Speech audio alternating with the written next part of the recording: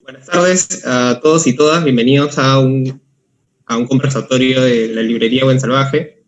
Mi nombre es Diego Abanto y voy a estar moderando una conversación con José Alejandro Godoy, politólogo de magíster en Ciencia Política y Gobierno, y bachiller en Derecho por la PUC. Has sido docente también en varias universidades, analista, columnista. Y la razón por la cual estamos conversando en el marco del 5 de abril es principalmente por el último libro que ha sacado, El último dictador, Vida y Gobierno de Alberto Fujimori, publicado en Penguin Random House en 2021. ¿Qué tal, José Alejandro? ¿Cómo estás? Hola Diego, ¿qué tal? ¿Cómo estás? Comenzamos a conversar un poco sobre este libro que ha aparecido en época preelectoral a 5 de abril para que vamos a hablar de ello. Sí, ¿qué tal? Es curioso, ¿no? No solamente es el 5 de abril, ya de por sí es una fecha que desde hace 20 años tiene todo un significado aquí en Perú, sino que además estamos a puertas de una elección en la cual una candidata que comparte el apellido del personaje de tu libro tiene serias posibilidades de llegar a la presidencia, ¿no? Que es algo que, digamos, no se es ajeno en las últimas, al menos, 3 elecciones. Una de las cosas con las cuales quería comenzar en realidad con tu libro era, es de las dudas que me surgió, ni bien le empecé a leer, es ¿qué te llevó a escribirlo? ¿En qué contexto decidiste escribir este libro, que además no es un esfuerzo menor? Tu libro debe haberte llevado bastante esfuerzo, es un libro muy documentado, es un esfuerzo bibliográfico enorme, me imagino. ¿Qué te llevó, cuánto tiempo te llevó escribir este libro? A ver, hay varias respuestas para esa pregunta. Si nos referimos en términos estrictos de términos de escritura, yo te diría unos 6, 8 meses más todo el tiempo que hubo para corregirlo, que ahí la pandemia nos dio un tiempo extra para poder corregirlo, afinarlo, etcétera, ¿no? Pero de alguna u otra manera, ¿de dónde viene este libro? Viene de varias cosas, ¿no? Una primera, yo pasé de niño a adulto durante el gobierno de Fujimori. No tenía 9 años cuando inició, tenía 19 y mi primera elección en el 2000. Entonces eso te da una primera idea. Además, dato que yo he puesto como una suerte de disclaimer en el libro, yo estudiaba en La Recoleta, ¿no? El mismo colegio donde han estudiado los 4 hermanos Fujimori Uchi y otros personajes de ese gobierno. Entonces te darás cuenta que hay un primer nivel de cercanía allí. No he sido amigo de ninguno de los 4, no he sido conocido de ninguno de los 4. De hecho, como lo cuento en el libro, la única vez que vi a Fujimori fue en una visita del grupo scout del colegio a Palacio de Gobierno, que él, como una cuestión de deferencia, nos hizo un saludo de un balcón desde la parte residencial de Palacio de Gobierno. Entonces, de alguna u otra manera, el libro está larvado desde hace 20 años, según un amigo colegio. Lo segundo, ese es un libro que nace ante la necesidad de terminar un poco el trabajo que estaba pendiente de otros biógrafos de Fujimori, ¿no? Algunos se quedan en la parte en que llega al poder, otros van un poco más allá. No hay un libro que abarque en forma completa lo que ha ocurrido con el régimen de Fujimori. No existía y que incorporaba elementos como los videos, como las sentencias en contra de Fujimori. Entonces ahí tú tenías un vacío que creo que el libro intenta cubrir. Y tercero, un poco también pensando en mis alumnos, ¿no? Chicos que más o menos tienen tu edad, están en los 20 y pocos, que efectivamente se acercan a Fujimori probablemente con la misma curiosidad, con la misma lejanía con la cual en su momento nosotros en el colegio estudiábamos a Leguía o a Adrià, nos parecían personajes lejanísimos en el tiempo, ¿no? Entonces creo que el texto ayuda a entender por qué se busca hablar de un señor que luego de 30 años tiene toda una serie de consecuencias en la vida política peruana. Como tú has manifestado, tiene una hija que hoy es una posición expectante dentro de la campaña electoral. Sí, claro.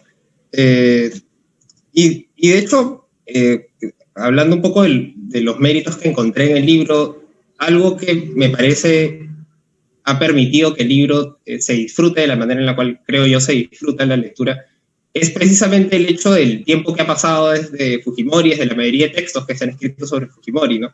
Me parece que el libro goza un poco de la perspectiva de un Fujimori ya caído, o de un Fujimori Alberto, obviamente me refiero, y la mayoría de actores que estuvieron en esa época ocupando en este momento, o fueron ocupando en los últimos 20, 30 años, diferentes posiciones, ¿no? Por ejemplo, aparecen personajes opositores al régimen que de repente ahora no lo son tanto, o personajes que poco a poco fueron cambiando su posición. Tú me comentas que, digamos, es un libro que, por así decirlo, del cual te fuiste documentando en estos años. ¿Llegó un momento en el cual pensaste que de repente este libro ya no sería tan vigente? Es decir, ¿qué sensación te produce el hecho de que Fujimori todavía siga siendo tan vigente en todo caso, ¿no? A ver, yo en un momento sí pensé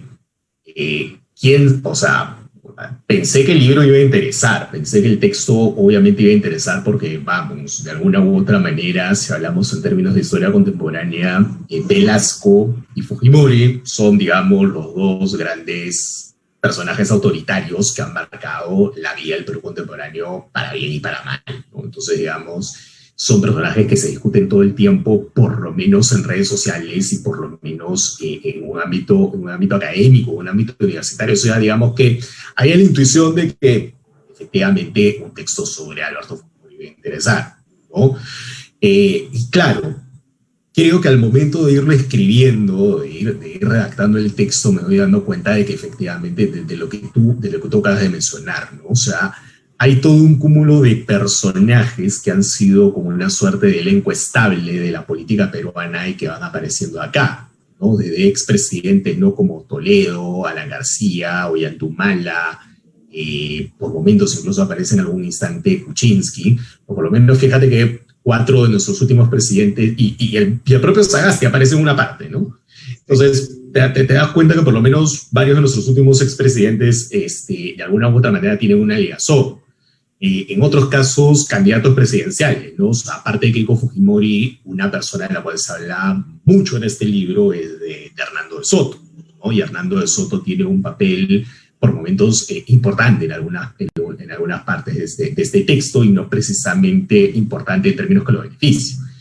Y tú vas a encontrar efectivamente también a personajes que en algún momento estuvieron en contra de Fujimori, que ahora están junto a Fujimori y no pueden explicar algunas cosas, ¿no? Quizás el ejemplo más dramático de todo esto es el de Fernando Rospigliosi, ¿no? O sea, tú vas a ver a Rospigliosi en varios momentos del libro como alguien que enuncia denuncias, como alguien que es víctima del régimen. De hecho, una de las personas que fue interceptada telefónicamente por órdenes directas de Fujimori fue Rospigliosi, y de hecho se le pidió, o sea, él debería ser uno de los beneficiarios de la reparación civil que hasta ahora Fujimori no paga, ¿no? De hecho, Marcos Cifuentes, el periodista, le preguntó a Keiko Fujimori la semana pasada qué había pasado con esa arruga de Keiko con Rospigliosi, y ella, elegantemente tratando de evadir la pregunta, dijo de que en general Rospigliosi había dado la deuda por Posalá ya incorporada al proyecto, o sea, no la ha reclamado, pero eso ya te da cuenta un poco de los vaivenes del personaje. Y sí te podría decir que, claro, en un momento dado, ya cuando el libro está por salir, uno se comienza a preguntar si es que el libro va a aprender o no. El libro afortunadamente ha funcionado bastante bien. Y creo además que funciona porque de alguna u otra forma las consecuencias de lo que ocurre en esa década están presentes ahí, ¿no? O sea, partidos sin ideología, grupos políticos que se forman básicamente para ganar una elección, desinstitucionalización, las tensiones entre modelo económico y desarrollo social, el legado de los años de violencia, son temas que todavía seguimos discutiendo y siguen dando vueltas, y que creo que están también en el texto, y creo que es por eso la razón por la cual, más allá de las dudas que uno podría haber tenido ya cuando aparece, creo que las dudas se despejaron, no solamente por un tema de ventas, sino también por un tema de comentario, ¿no? O sea, creo que el texto en esa medida ha aprendido, porque la gente ve ahí como un inicio, un germen de una explicación respecto a lo que estamos viviendo hoy. Sí, un poco recogiendo lo que acabas de comentar, creo que uno de las cosas que nos permite a gente de mi generación, a gente de mi edad que de repente no vivió precisamente la década de los 90, es un poco responder esa pregunta de quizás qué exactamente pasó en los 90, o sea, en qué momento, estrictamente hablando, hubo una ruptura de la clase política, cómo así irrumpe Fujimori de manera tan repentina, digamos, en nuestra clase política, y cómo llega para quedarse, ¿no? Porque algo lo que me quedo con el libro es un poco que el efecto Fujimori es algo que se ha quedado en nuestra política por más tiempo quizás del que debería, ¿no? Es algo, digamos, con lo cual todavía seguimos batallando hasta hoy, de cierta manera u otra, pero es algo que además me lleva un poco a conversar sobre el inicio quizás de Fujimori, ¿no? El inicio de su vida política, en todo caso, que es algo que tu libro en cierta manera evidencia lo que para muchos es ya una verdad, digamos, pero en todo caso lo evidencia aún más, que es el hecho de que Fujimori y su partido, Cambio 90, nació sin ideologías, ¿no? Y que no es algo que estrictamente fue una casualidad, sino que fue precisamente algo que ellos buscaban, no lo vieron como un defecto, sino al contrario fue utilizado como una ventaja, como algo que los diferenciaba de la clase política actual. Y algo que te quería preguntar es, por ejemplo, ¿cuánto de ese fujimorismo sin ideología se mantiene ahora, ¿no? ¿Cuánto de Cambio 90 todavía persiste en Fuerza Popular, por ejemplo? A ver, varias cosas, ¿no? Yo creo que el primer capítulo del libro lo que hace es contar un poco cómo fue esa campaña del 90, que fue una campaña larga, fue una campaña de 3 años, a diferencia de la que hemos vivido ahora, que ha sido súper corta, súper intensa, pero súper corta, ¿no? Pero imagínate 3 años así de intensidad de campaña es feroz, ¿no? A ver, creo que, claro, Fujimori surge en un momento en el cual hay 2 tipos de aprendizaje, ¿no? Uno aprendizaje es el aprendizaje que él tiene como profesor de la agraria, ¿no?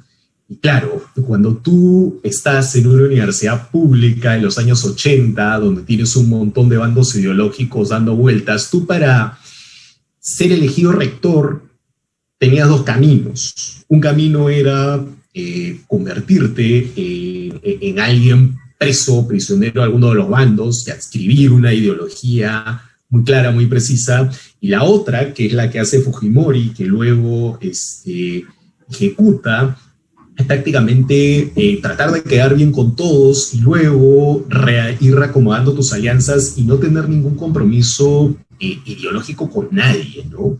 Fujimori de alguna u otra manera logra sortear esas aguas turbulentas de la política universitaria en una universidad pública de los 80 por eso, ¿no? Entonces creo que ese aprendizaje lo tiene ahí y es algo en lo cual creo que el libro de Luis Johamovich es muy rico para poder entender precisamente cómo ese político se termina formando dentro del espacio más ideologizado que tú pudieras encontrar, ¿no? O sea, recuerda que Cenero surge en medio de una gran ideologización dentro de la universidad pública, ¿no? Entonces, de alguna u otra forma eso ocurre.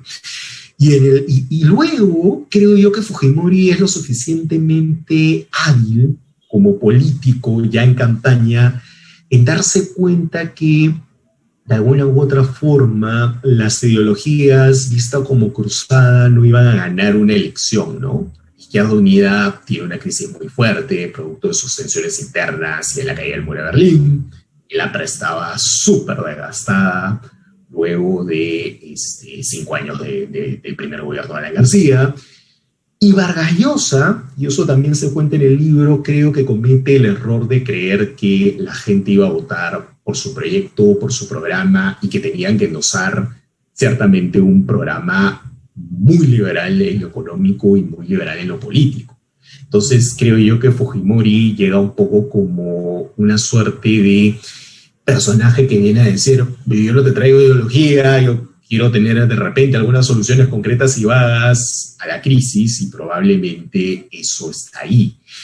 Y eso uno comienza a verlo en candidatos, por ejemplo, como Lescano. O sea, Lescano es exactamente en muchos sentidos lo mismo que Fujimori, ¿no? Nada de definición, alguna que otra promesa gaseosa, y en base a esa promesa que trata de no moverse mucho en términos ideológicos, creo que es precisamente en donde reside su relativo éxito como candidato, ¿no?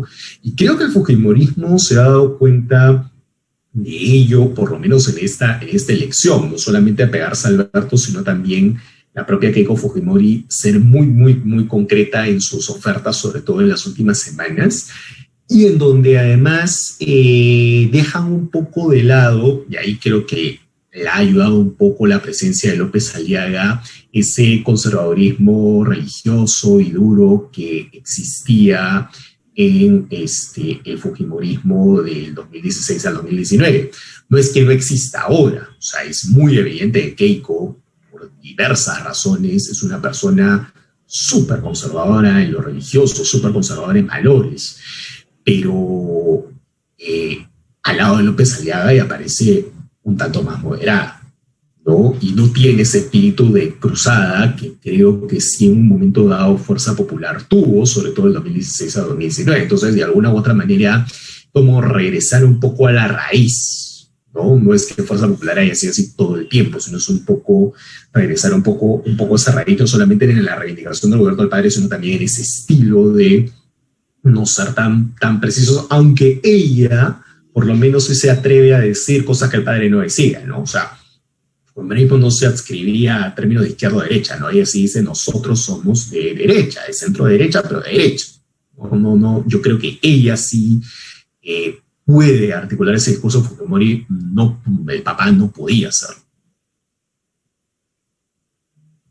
Claro, y por ejemplo, entrando un poco ya más al 5 de abril, lo que digamos lleva al 5 de abril son cuestiones que, por ejemplo, nosotros todavía podemos encontrar hasta ahora y que probablemente se podrían reeditar en este nuevo Congreso, con un presidente que probablemente no llegue, con una bancada mayoritaria que probablemente tenga dificultades en generar algún tipo de alianza o coalición, y en medio de un contexto de pandemia, de crisis, no solamente política, sino social, sanitaria.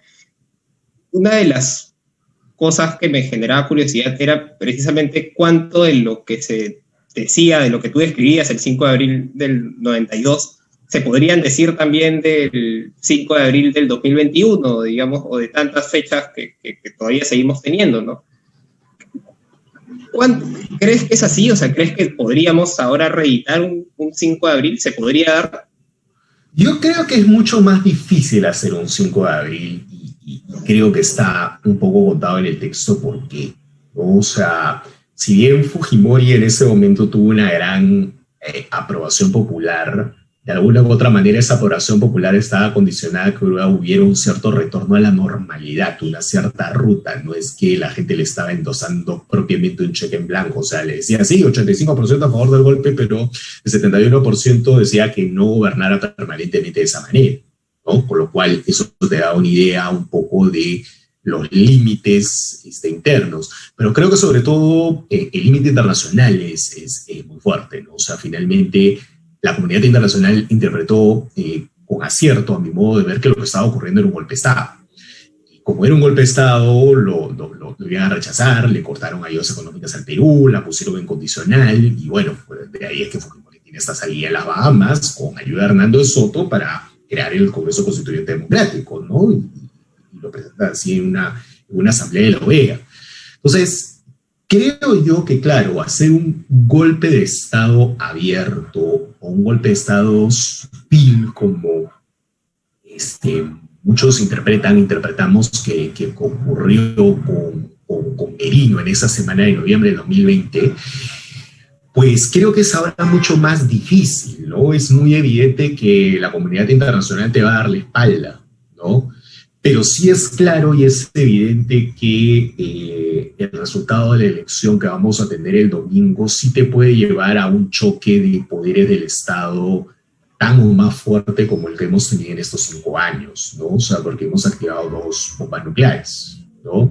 La primera bomba nuclear, la disolución del Congreso en forma constitucional, y otra es, y además convalidada por el Tribunal Constitucional, y la otra es la vacancia presidencial por incapacidad moral permanente. La primera vez que se hizo fue contra Fujimori, en un contexto muy distinto al actual, pero que hoy en día es una figura que requiere muchas más precisiones y ahí lamentablemente el Tribunal Constitucional no las ha querido dar, no las ha dado y creo que hubiera sido importante haber cerrado ese candado y haberse avanzado en reformas que precisamente quiten esas dos posibilidades de bomba nuclear al respecto, ¿no? O sea, pero sí creo que, por ejemplo, lo que hemos vivido en este quinquenio es muy distinto en varios sentidos de lo que se vivió el 5 de abril. Ahora, sí es cierto y es claro que siempre existe una tentación autoritaria en este país y que además es cierto que a mucha gente el Congreso le parece una institución que no sirve para nada. Cosa que no se condice con la realidad. El Congreso es una institución súper importante, pero eso te lleva a que en algún momento de un lado o de otro se quieran activar los botones nucleares, y el hecho de que te tengas un conjunto de bancadas que van a ser elegidas por la justa con 10% en el mejor de los casos y candidatos que van a pasar con las justas el 20% de votos válidos en el mejor de los casos a la segunda vuelta, pues te da un escenario súper precario e institucional. Es precisamente ese escenario precario el que nos deja un poco Fujimori, ¿no? Es digamos, dentro de los tantos legados que podríamos tener de su gobierno, de su década, podríamos decir eso de él. Este es uno de los legados que nos ha dejado Fujimori, es un sistema partidario que ya era, digamos, un poco deficiente, pero que empeoró aún más después de Fujimori, instituciones desprestigiadas, y tanto en lo político como en lo social. Ese también es un poco el legado de Fujimori, leyéndolo el 5 de abril. Yo creo que parcialmente sí, ¿no? O sea, yo creo que, primero, esta vocación de fundar partido para tratar de sacarte la tinca y a ver si te liga y te conviertes en presidente de la República de la nada, creo que es una herencia directa de Fujimori, ¿no? Creo que o sea, si tenemos 18 candidaturas presidenciales es porque hay 18 personas que creen que, salvo algunos partidos un poco más institucionalizados, pero básicamente lo que estamos apostando son o membretes que responden a un afán personal de querer ser presidente, o vientres de alquiler que les sirven a una determinada candidatura para poder fungir como tal, ¿no? Entonces, eso creo que es uno de los legados perniciosos del populismo, ¿no? Otro es el tema del diseño de reglas políticas de la Constitución del 93, ¿no? O sea, yo creo que hoy en día hay consenso entre mis colegas politólogos que ese modelo político, el capítulo económico es otro tipo de discusión, pero el capítulo político de la Constitución del 93 requiere una reforma a fondo. 5 de mis colegas ya han dado un informe bastante largo en la época del presidente Vizcarra. Creo que debería servirnos para animar esta discusión y para tenerla en forma seria a partir de julio de 2021. Con esta conformación del Congreso tuvo mucho de que algo de ahí se recoja. Tercero, creo que la prostitución de algunas instituciones y de mitos están muy presentes ahí, ¿no? O sea, sobornos, compra de conciencias, o sea, lo es desde el caso de los blagueos, también lo ves en los casos más recientes, ¿no? Lavajato o Cuellos Blancos, ¿no? El tema de la corrupción es transversal, pero ahí, claro, lo que creo que ha cambiado es un poco la forma, ¿no? Con Fujimori y con Montesinos fue una corrupción súper centralizada, súper en un aparato que tenía como núcleo ambos. Más bien acá lo que tuvimos con Lavajato fue una corrupción mucho más transnacional.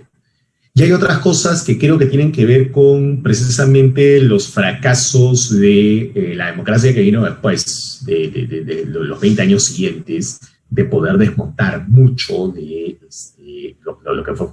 lo que fue el fujimorismo, ¿no? O sea, creo que finalmente muchos de estos personajes se terminan, en algunos casos, transformando en aquello que dijeron combatir. Quizás el caso más notorio es el de Toledo, haciendo coimas de Lavajato, y el otro caso es más bien tratando de utilizar al fujimorismo como un instrumento para ir contra sus propios enemigos, que creo que el caso del segundo gobierno de Alan García, en donde se configura esta coalición conservadora que creo que existe hasta el día de hoy, en donde el fujimorismo ha sido parte, junto con otros intereses económicos, religiosos y políticos, y donde García mismo animó esa coalición porque creo que él se dio cuenta que la oposición más fuerte a su gobierno no iba a venir precisamente del lado empresarial, del lado religioso, del lado más conservador, sino más bien del lado más liberal y el lado de la izquierda, ¿no? Y creo yo que García, al haber activado todo este tipo de cosas, creo que es un gran corresponsable de que hayan habido varias sinergias y varias permanencias ahí. García, curiosamente, juega un rol importante y lo relatas un poco en tu libro, ¿no? Digamos, en el surgimiento, en el nacimiento, en la consolidación de la figura de Fujimori, ¿no? Tiene algo de sentido que se hayan aliado un poco después. García es un personaje secundario muy rico del libro, ¿no? Porque de alguna u otra manera está en la génesis de lo que fue Fujimori, tanto en el respaldo no aceptado abiertamente con él, salvo una entrevista que tiene con Beto Ortiz hace 20 años, y también en las condiciones que generaron el surgimiento de Fujimori, ¿no? O sea, finalmente, si no hubiéramos tenido la crisis brutal que tuvimos en el primer gobierno de Alan García, probablemente no hubiera sido posible un personaje como Fujimori.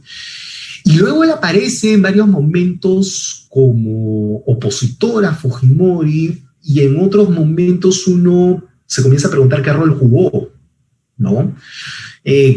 Sobre todo hacia el final, ¿no? Es un García que quiere volver, que manda sus cassettes en esos momentos con algunos discursos que se comienzan a reproducir en varias radios del país, y en un momento dado, en el 99, él está en la duda de si vuelve o no a postular a algo.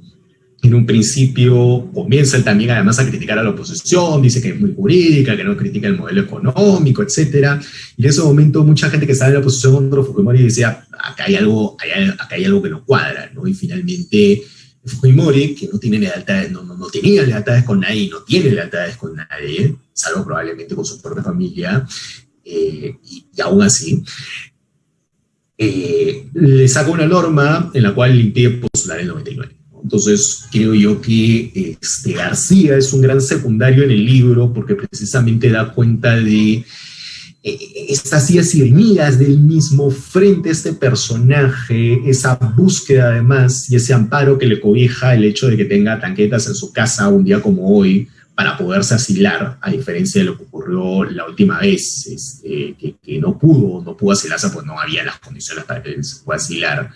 Entonces creo yo que ahí hay precisamente, digamos, una historia de un García que creo que aparece en algunos momentos como un personaje que, para variar, busca robarse el show, y creo que en esos momentos donde Alan aparece, creo que se roba un poco la atención del foco, ¿no? Y creo que lo que el libro hace también es no solamente detenerse en Fujimori y en Montesinos, que son quizá los dos grandes personajes centrales de este libro, sino también poner foco en algunos otros en los que probablemente otros textos no se hayan detenido, ¿no? Susan Iguchi, la propia Keiko, ¿no? Entonces, Hernando Soto, Boloña, ¿no? O sea, ver que parte de que este elenco era un poco más complejo y que tanto en el gobierno como en la oposición había personajes a los cuales había que ponerle por momentos algún tipo de luz especial para ver qué estaba pasando con ellos en ese momento. Y ahora que has mencionado, hay un secundario en tu libro que, digamos, ahora quiere ser principal, que es Hernando de Soto, ¿no? Y parte de su discurso ahora para llegar a la presidencia curiosamente es esta especie de reivindicación de lo que fue la década de los 90, pero desde una, no sé si decirlo así, una reescritura de su participación, ¿no? Que tú explicitas bien, pero que en todo caso él, inteligentemente o no, ha logrado reivindicar la década sin reivindicar al personaje principal de la década, ¿no? Que es precisamente lo contrario de Keiko. Sí, yo creo que lo que pasa con Hernando de Soto es ahí un poco, no solamente es él, digamos que él es, digamos, la visión más exagerada de esto, y no es que haya estado en el intento solamente en esta campaña, ya desde hace varios años él intenta decir que gracias a él se derrotó Sendero Luminoso, él se intenta atribuir también la paternidad de varias de las reformas económicas, o sea, pero creo yo que es un sentido común muy extendido, sobre todo en buena parte de la tecnocracia que estuvo con Fujimori en los 90, ¿no? Una suerte de Fujimori es un pragmático que finalmente en un momento nos dio cabida, pero en otro momento nos cerró. A partir del 96 no hace reformas económicas, él mismo incluso desactiva el GEIN, temeroso de que el GEIN se pudiera comer el aprovechamiento del éxito del terrorismo que él quiso dar, y creo que de Soto no hace más que eso, o sea, obviamente además alimentado por su propia vanidad también descrita por Vargas Llosa en El pez en el agua, ¿no? Pero creo que es un poco un sentido común de esa tecnocracia, ¿no? Que es un poco decir, nosotros en realidad somos los padres de lo positivo, ¿no? Y no en vano ha puesto a Pancho Tudela y a Marco Miyashiro como parte del equipo técnico, y dejar a Fujimori pues con toda la carga negativa, ¿no? Los crímenes, los delitos, etcétera. Y ahí, claro, hay una pregunta que en el libro es súper explícita, ¿no? Que es, ok, ustedes estaban ahí, ustedes probablemente hicieron algunas reformas económicas importantes, pero ustedes se hicieron de la vista gorda todo lo demás, ¿no? Y es una pregunta que le cabe, para comenzar, al propio Hernando de Soto, ¿no? O sea, Hernando de Soto está en momentos importantes, incluyendo post-golpe el 5 de abril, arreglándole la salida a Fujimori de las Bahamas, y además haciendo el discurso de Fujimori con una acusación de plagio que también se comenta en el texto, ¿no? Entonces creo que Hernando de Soto no puede decir yo me quedo con lo positivo y además exagerar grosera y grotescamente su participación en varios eventos, sino que además él mismo no puede desligarse de algunas cosas que pasaron en esos años y de su propio apoyo a Keiko Fujimori en 2011 y el 2016. Y es un poco curioso, ¿no? Sobre todo ahora en el contexto del 5 de abril, con 3 candidatos de derecha con ciertas posibilidades de pasar a segunda vuelta, se ha popularizado un poco el término de que hay 3 cepas ahora del fujimorismo, ¿no? Que es López Aliaga, Hernando de Soto y la propia Keiko, ¿no? ¿Cuánto de cierto ves en esto, ¿no? ¿Cuánto del fujimorismo, si es que hay siquiera algo de fujimorismo en ellos 3? Yo creo que son 3 variantes del mismo virus, ¿no? O sea, no vas a hacer, o sea, digamos, Keiko Fujimori encarna el fujimorismo más orgánico, el que reivindica al padre, el que tiene detrás un núcleo de técnicos, que algunos que han estado con el padre, como Jorge Vaca Campodónico, condenado además por el tema del RUC sensible, que ahora es el jefe de equipo económico de la señora Fujimori, ¿no? Entonces, digamos que hay ahí pasos comunicantes, incluso con gente que ha sido condenada. Luego tienes a Hernando Soto, que acabamos de conversar, es un poco esta reivindicación del tecnócrata que quiere de alguna u otra manera adjudicarse o readjudicarse lo positivo de los 90 y decir, vamos a terminar la tarea, sobre todo en el plano económico, ¿no? Yo creo que justamente el énfasis de Soto es la economía, alimentar las reformas de mercado, y creo que hay un núcleo de gente que se adhirió a esa candidatura pensando que él va a hacer lo que PPK no pudo hacer, con un error de base, considerando que el entorno de PPK era mucho menos precario que el entorno de Soto, ¿no? O sea, tú tenías a PPK, tú tenías a políticos con algún nivel de trayectoria, ¿no? Vizcarra, Casco Cruz, Guido Lombardi, la propia Mercedes Arauz, más allá de lo que pensemos sobre sus actuaciones posteriores. Del otro lado, los dos vicepresidentes son absolutamente desconocidos. Aparece alguien como Andrés Hurtado como principal asesor y uno se explica, bueno, y este va a ser el entorno de este señor como presidente. Y yo creo que López Aliaga es un poco una tercera variante, que es una variante un poco más religiosa, ¿no?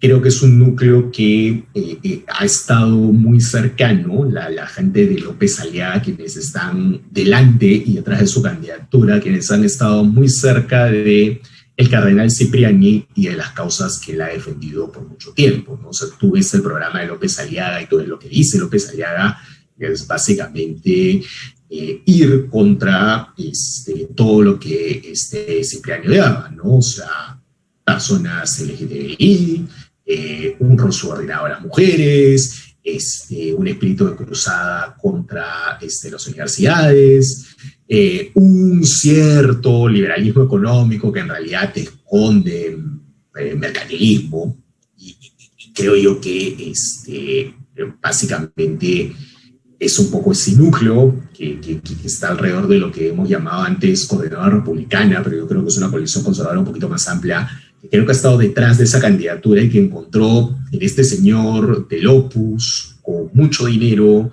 y con un lenguaje muy duro, una posibilidad que creo que precisamente por ser tan extremo, a la larga ha terminado espantando a parte de sus electores. No a todos, pero sí al núcleo menos duro de los electores de López Aliaga. El elector de López Aliaga es un elector súper convencido y súper ideologizado y pensando muy bien en las cosas de las cuales él está convencido.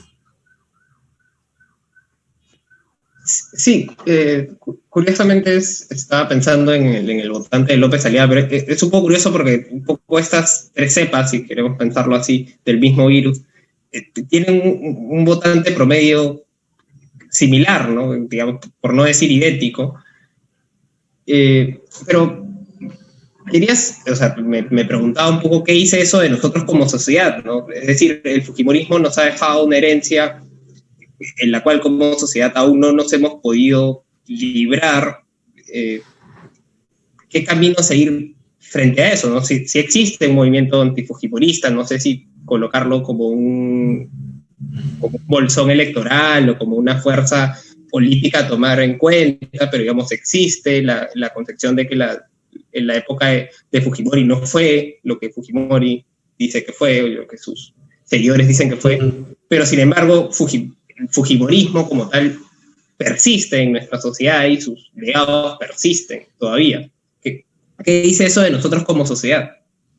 Es que creo que, claro, o sea, Henry Peace, que aparece en el libro, que fue mi profesor de realidad social peruana en la PUC, nos decía esto muy claro, ¿no? O sea, Fujimori, así como Velasco y como otros autoritarios, no vinieron de Marte, ¿no? Son producto hasta cierto punto de una sociedad que al mismo tiempo tratan de moldear y de convertir una sociedad. Y creo que eso pasa con Fujimori, ¿no? O sea, ¿qué es lo que ocurre? Yo creo que hay que verlo en dos planos, ¿no? Primero veamos a la gente y luego veamos, digamos, a la gente de abajo que ha estado cerca de nuestras élites han estado muy condicionadas por el miedo a volver al primer gobierno de Alan García, ¿no? Y básicamente a una hiperinflación muy fuerte, y por eso es que lo asocian mucho con lo que está pasando en Venezuela, y con una época de violencia que ellos le atribuyen sobre todo a el masismo, ¿no? La izquierda, todo, incluso ahí colocan en esa otra categoría ideas que podrían ser tranquilamente socialdemócratas o liberales, ¿no? Entonces creo que hay ahí una primera cuestión, un primer trauma. Un segundo grupo dentro de las élites es aquel que dice no importa el costo al cual se haya conseguido esto, ¿no? Quizás tú lo veas reflejado en esa frase infeliz de Raúl Romero, del ex cantante de los no sé qué y los no sé cuánto, y ahora solista, que en algún momento dado, cuando cuenta sus videos, hablaba de lo que él pensaba sobre las víctimas de Barrios Altos y de la Cantuta, los dos grandes crímenes de Fujimori en materia de derechos humanos, ¿no? Y Raúl Romero en algún momento se manda con una frase de ese calibre que creo que expresa lo que un sector de esas élites pensaban que los muertos en la cantuta de Barros Altos eran cosas a pagar, lo cual es una frase atroz, pero creo que Raúl Romero dijo en público lo que muchos decían y siguen diciendo en privado, ¿no? Por eso es que rescato además ese pasaje en el texto, ¿no?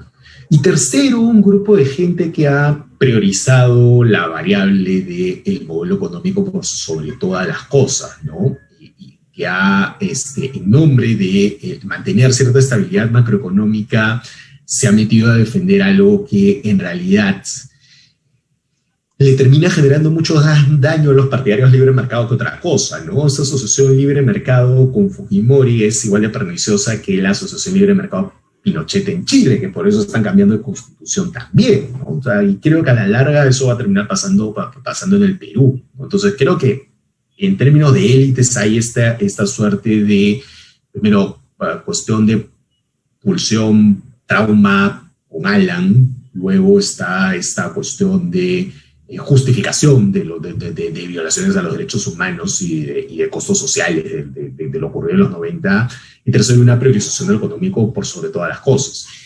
Y abajo, yo creo que hay un individualismo muy fuerte de sobrevivencia, ¿no? Una suerte de sálvese quien pueda.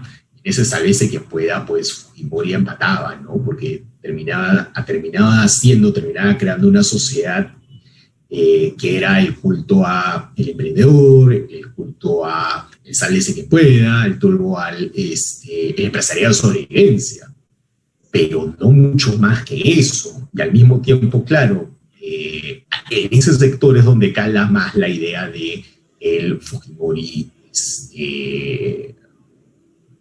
entre comillas, salvador de la patria frente al terrorismo, ¿no? Que es quizás, creo que lo que en términos de opinión pública le terminó legando un electorado, además del trabajo clientelar que hace Fujimori durante varios años, ¿no? De ahí el recuerdo de la hora pequeña, ¿no? El colegio, la posta, esto te lo puso Fujimori, ¿no? Y hoy un poco todavía en ese sector popular, en un núcleo de ese sector popular, un agradecimiento, una empatía con ciertos sentidos comunes que apelan precisamente a esos factores. Y un cierto achoramiento también de la sociedad peruana, tanto arriba como abajo, ¿no? Lo que pasa es que, claro, en esta elección en particular, el achoramiento de las élites lo ha encarnado más López Aliaga que Keiko Fujimori, pero Keiko Fujimori tranquilamente lo podría haber encarnado en cualquier otra elección. Sí, y curiosamente, por ejemplo, este tema de la Constitución, digamos, también tantos mitos que se han generado, o narrativas alternativas que se han generado respecto a Fujimori, por ejemplo, su presencia, que tú un poco narras en el libro, pero digamos, no sé cuánto más se pueda narrar, o sea, no sé cuánta más evidencia se puede poner respecto al rol de Fujimori en la lucha antiterrorista para que más personas sepan que no ocurrió así, ¿no? Pero digamos, tú narras muy bien precisamente cómo Fujimori se apropió, digamos, y ahora sabemos que efectivamente su narrativa es una narrativa que ha ganado lugar en cierto sector de la población, de las victorias los pequeños logros que se cometieron en la lucha antiterrorista, ¿no? Y digamos, ¿cuánto más se puede refutar o cuánto más se puede demostrar que muchas de las cosas que Fujimori afirma quizás no son así o son inexactas o parten simplemente de una falsedad o algo así? Es un poco complicado, ¿no? Es lo mismo que pasa con las fake news, ¿no? O sea, las fake news, y Fujimori yo creo que fue uno de los primeros expertos en fake news, te vas dando cuenta en varios pasajes del libro por qué llegó a esa afirmación. Logra instalar aquello que un grupo de gente quiere creer, ¿no? O sea, en el Perú estamos muy dados a buscar mesías, salvadores de la patria, personajes que de alguna u otra manera encarnen nuestras aspiraciones. Yo creo que, digamos, el último que ha encarnado eso en los últimos años ha sido Vizcarra, ¿no? Pero de alguna u otra forma hay en la sociedad peruana esa búsqueda de una suerte de salvador. Entonces, una explicación más compleja que te diga que Sendero Luminoso fue derrotado en el campo por una coalición entre las Fuerzas Armadas y los comités de autodefensa, las ciudades, por básicamente el trabajo policial, y que básicamente Fujimori estaba pescando el Loreto en el momento de la captura de Guzmán, es algo que probablemente para alguien que ya tomó esa narrativa como suya es mucho más complicado, ¿no? Es como le pasa al votante de Trump, ¿no? El votante de Trump efectivamente pensaba que el enemigo eran los migrantes, que el país en el que estaba viviendo se estaba perdiendo y por tanto había que defenderlo. Y un poco ese tipo de narrativas, Trump, de Bolsonaro, de esa extrema, el mismo López Aliaga, es un poco lo que tú veías en los últimos años del gobierno de Fujimori, ¿no? Ese uso político de la subversión, pero también el uso político de los medios de comunicación. O sea, no olvidemos que esta es una autocracia y lo que hace es pararse sobre la compra de líneas editoriales de canales de televisión, sobre todo. Es una autocracia en donde Fujimori sale todo el tiempo en los noticieros como si fuera un videoclip permanente, y en donde además se logra tratar de meterse en determinados espacios dentro de ámbitos de la cultura popular, ¿no? O sea, logra colarse la primera oleada o una de las tantas oleadas de la cumbia llegando a Lima, ¿no? O el éxito de la tecnocumbia, 99-2000, a tal punto que crea junto con Carlos Raffo pues llega el más reconocible de las campañas electorales del Perú, ¿no? El ritmo del chino, y en otros momentos él se trata de meter también en el fútbol, ¿no? O sea, al final de su gobierno, juntando a la gente de Cristal, la U y Alianza, para el nombramiento de Pacho Maturana como entrenador de la selección peruana, ¿no? Entonces, eso te da una idea de alguien que se da cuenta que metiéndose en determinados puntos de la cultura popular, también él puede lograr, creo que esto es hechura conjunta con Montesinos, ellos pueden lograr precisamente una perpetuación, primero en el poder, pero luego de sus propias ideas y de su propio imaginario detrás. Sí, y un poco que todavía seguimos bailando, quizás al ritmo del chino, ¿no? O sea, de repente ese éxito de los 90 todavía no ha abandonado la política. Tenemos algunas preguntas del público. La primera es de Yannick Ortiz Guillén, que te pregunta: ¿por qué crees que los que lucharon contra el fujimorismo por años ahora están apoyando a Keiko en estas elecciones?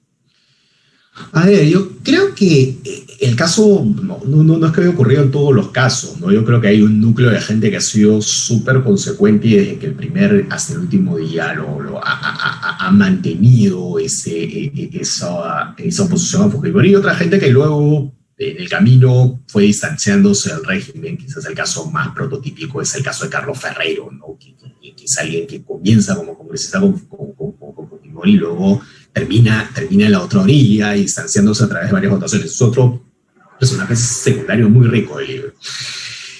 Creo que el caso de Rospigliosi es más bien el caso de alguien que él va radicalizando sus propias opiniones y que él va lidiando con sus propios fantasmas, ¿no? Es la interpretación que tengo del caso de él, ¿no? Fernando, que es un tipo con el cual yo he conversado muchas veces, con el cual he coincidido en muchas cosas, pero creo que él en un momento dado se compra la tesis y se compra la idea de que lo que viene en un momento dado es un gobierno populista de izquierda. O sea, él tiene muy presente la amenaza chavista y cree que la única forma de pararla es con un gobierno populista de derecha, ¿no? Y por eso es que él desde el 2011 ha estado muy cercano a la candidatura de Keiko Fujimori. Y si tú escuchas su discurso en entrevistas, básicamente estoy apoyando a Keiko porque quiero parar el populismo de izquierdas. Y ahí primero consideraba que era Ollanta, luego Verónica Mendoza, y luego también toda esta narrativa de la persecución, ¿no? O sea, creer que Vizcarra es alguien que manipula el Ministerio Público, etcétera, ¿no? Entonces, creo yo que en el caso de Fernando Rospigliosi, lo que se ha manifestado es más bien alguien que en un momento dado, él en los últimos 20, 30 años ha sido de derecha, ¿no? A pesar que él tiene un pasado de izquierda, pero él ha sido de derecha, incluso cuando era columnista de Cadenas. Pero creo que él se compra su propio rollo, su propia narrativa y pasa lo mismo. Y creo que en el caso de Nano de R. García más bien es ver a dónde se iba, ¿no? O sea, ya en la campaña pasada Nano había intentado una candidatura con Solidaridad Nacional, o Carlos Raffo, además de asesor, ¿no? Y elaborando varias de las ideas de Raffo, ¿no? Entonces, digamos que esos dos pasos de gente que en algún momento estuvo en la otra orilla y que ahora está con el fujimorismo, digamos que no me parecen tan inexplicables, ¿no? O sea, sí me parecería inexplicable que alguien ferozmente tan antifujimorista antes del salto ahorita, pero yo creo que en el caso de Rospigliosi y Enano Guerra han sido tránsitos paulatinos, y digamos que a mí en lo personal no me sorprendió que ambos estuvieran finalmente en la lista de Keiko Fujimori, en el equipo técnico de Keiko Fujimori en esa campaña. Sí, supongo que son como trayectorias que han ido un poco degenerando, en todo caso, hacia allí, ¿no? No es... La segunda pregunta es de Sachir Estela, que es: después de 200 años de independencia, ¿tenemos futuro como sociedad? Es decir, ¿repetimos los mismos errores? ¿No aprendemos? ¿Qué nos sucede? ¿Qué nos pasa? Yo creo que, a ver, un poco que la respuesta a esta pregunta se puede encontrar, por ejemplo, en un libro tan rico y tan interesante como el de Alfonso Quirós, ¿no? Que es Historia de la corrupción en el Perú, ¿no? Que es un libro que abarca sobre toda la historia del Perú republicano, desde las reformas borbónicas hasta justamente acá en el gobierno de Fujimori. Quirós lo que hace es, además que es un gran historiador, es un eficiente narrador.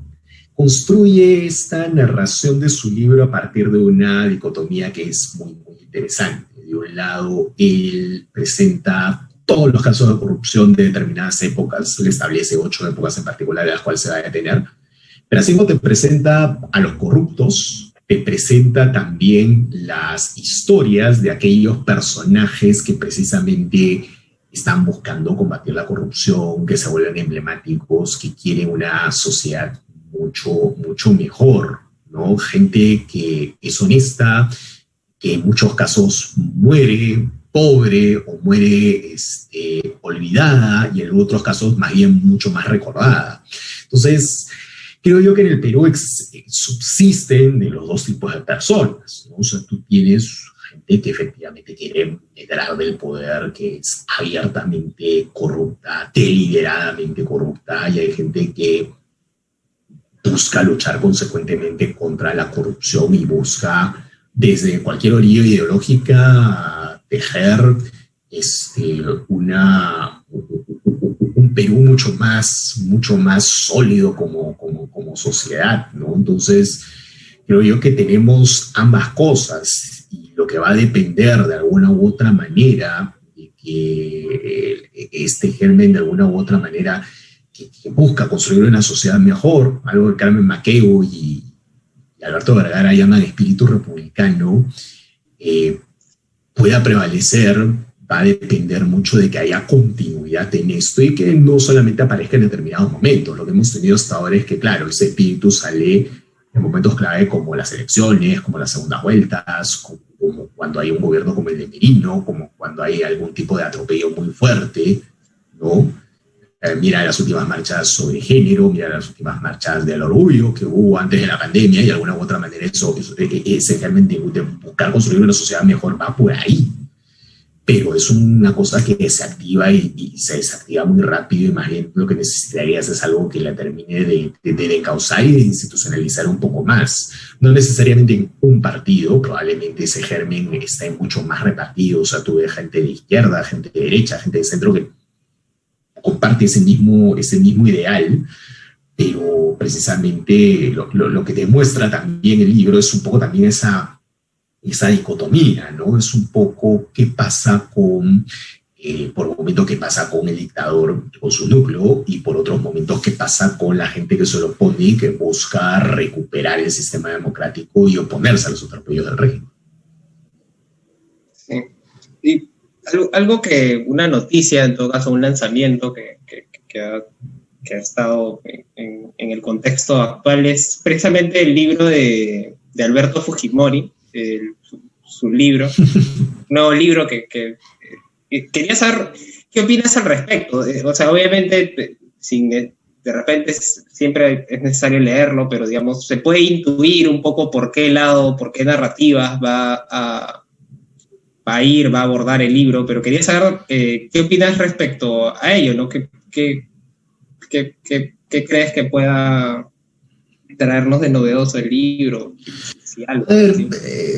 tengo varias impresiones sobre el libro, ¿no? Que algunas ya se pueden contar porque justo ha aparecido un completo reportaje en la web del Comercio hablando de ello. Primero que esto es un esfuerzo que tiene Fujimori hace tiempo, ¿no? O sea, Fujimori siempre ha dicho, o sus hijos han dicho en varias declaraciones en los últimos años, que él está escribiendo un libro de memorias, y de hecho lo que va a salir en un par de semanas y que ha sido anunciado hoy es básicamente la primera parte de un libro de memorias, ¿no? Que básicamente lo que va a contener es un poco cómo es que este personaje, Alberto Fujimori, se hizo político, ¿no? Entonces, eso es, digamos, es el primero de 3 tomos, que es lo que ha dicho la gente de Fujimori, ¿no? Entonces, digamos que esperaremos 2 más. O sea, eso es un proyecto que Fujimori ya tenía, que incluso ya había hecho para algún diario japonés algunas entregas o algunos esbozos de memorias en los 90, y luego cuando él estuvo en Japón entre el 2000 y el 2005. Y es un texto que, claro, tiene la ventaja y la desventaja de ser un texto de parte, ¿no? Y los textos de parte, como las memorias, tienen algo que puede ser muy rico y algo que también puede ser perjudicial. Lo rico de las memorias es que de alguna u otra manera te presenta una suerte de versión oficial de los eventos o de algunos acontecimientos, en donde además normalmente la persona que los escribe trata de quedar lo mejor posible, ¿no? La otra riqueza que tienen a veces los libros de memoria son los detalles más bien sabrosos, ¿no? O sea, tú, por ejemplo, ves un libro como el de Pedro Cateriano, el que acaba de sacar, Sin Anestesia. Es un texto que es interesante por muchas de las anécdotas que cuenta Cateriano, ¿no? No necesariamente porque uno coincida con todos sus juicios de valor dentro del texto, ¿no? Pero al mismo tiempo tiene el problema de todas las versiones de parte, y las versiones de parte normalmente buscan que la persona quede mejor. El problema con una versión de parte de Fujimori es que va a haber un conjunto de gente que no le va a creer ni el punto y coma del primer párrafo del libro, ¿no? Y creo yo que además, siendo, y esto lo podemos contar, es un esfuerzo familiar, o sea, básicamente es una imprenta puesta por Sachi Fujimori, es una editorial que tiene como dirección la casa de Susan Iguchi, donde está viviendo ahora Marvito, ¿no? Y donde varios de los negocios de Marvito están poniendo como dirección actual. Entonces, eso te da una idea que esto es un proyecto enteramente familiar, y con lo que busca, creo yo, es un poco preservar cierto legado, ¿no? Y un poco que, claro, este texto, El último dictador, queda como la suerte de versión no oficial que probablemente contraiga muchas de las cosas que el señor Fujimori ponga en sus memorias. Sí, y bueno, y un poco como para terminar, casi al final del libro es una especie de, por así decirlo, actualización del paradero de muchos de los personajes secundarios, principales del libro, y dejas un poco la puerta abierta para un libro.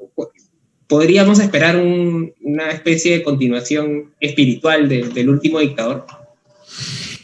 Espero que sí, ¿no? Espero que sí. O sea, el último capítulo del libro, sin ánimo de spoilearlo, es básicamente un recuento de como tú lo has dicho, ¿no? ¿Qué están haciendo estos personajes, ¿no? ¿Qué han hecho estos personajes? Muchos de ellos ya no están en este mundo, ¿no? O sea, Bedoya se muere cuando el libro estaba por salir cuando acababa de salir de imprenta. Paniagua, ¿no? Varios de los personajes que salen del libro ya no están. Otros todavía siguen en la cárcel, ¿no? Es el caso de Montesinos, es el caso de Hermosa. Y claro, también hay trayectorias que ahí se han tratado de sintetizar y de condensar, pero que de alguna u otra manera han seguido gravitando en los 20 años que vinieron después, ¿no? O sea, creo que el germen para un nuevo texto está. Y bueno, veremos qué ocurre si es que hay una segunda suerte de segunda parte del último dictador, ¿no?